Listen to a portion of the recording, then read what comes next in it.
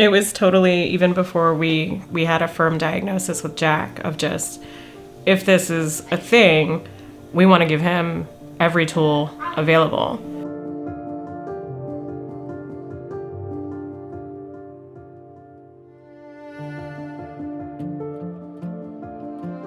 So we started, looking at the process of, what is it going to be like? What does Jack need?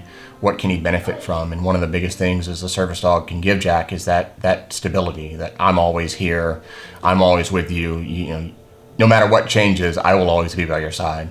So we started that, and we found our trainer, and she did all the work for us. Chase is really, I think we've said it to each other, and we say it a lot, is Chase is really enabled Jack to find his voice. Yeah. Being that extension of, hey buddy, I'm always going to be here with you. It's just being able to have those conversations with people, being able to interact with people. That's not something you can put a task to, but it's because Chase has been his just rock, and hey, he's with him always. So in an ever-changing environment, Chase is always there.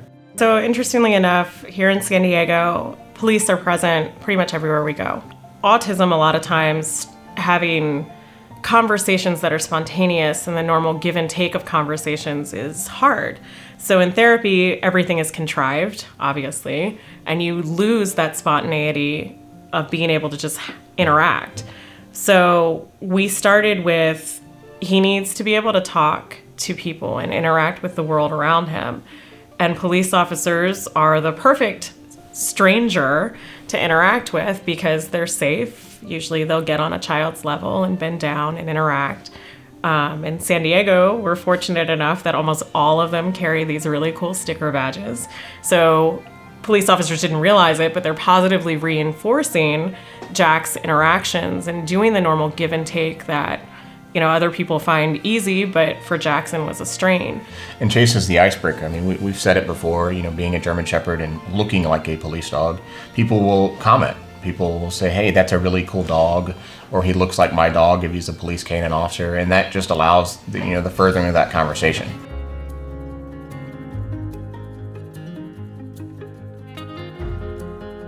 He loves, looking at dogs on Instagram, and he randomly told Mom one night, Mom, is there something we can do to help dogs? Because he has a dog, and he loves helping his dog. What can we do? And it kind of just took shape from there. I mean, it's just been a voyage and a journey of discovery, with helping and finding what best can we give to the canine community, because they've given so much to us.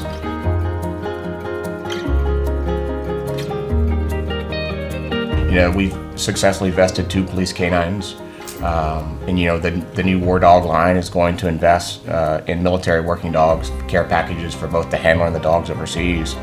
But I mean, to really see Jackson, even when he sends them in the mail, to put his individual drawings on them. Yeah, they're all different. They all have their own unique Jackson stamp on them, if you will.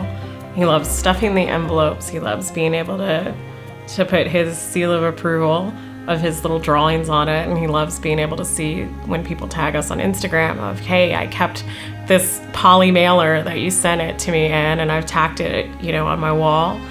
I mean, that's so meaningful that, these are things that we couldn't just give to him ourselves. It was something that he had it on his heart to do, and it's just kind of grown from there.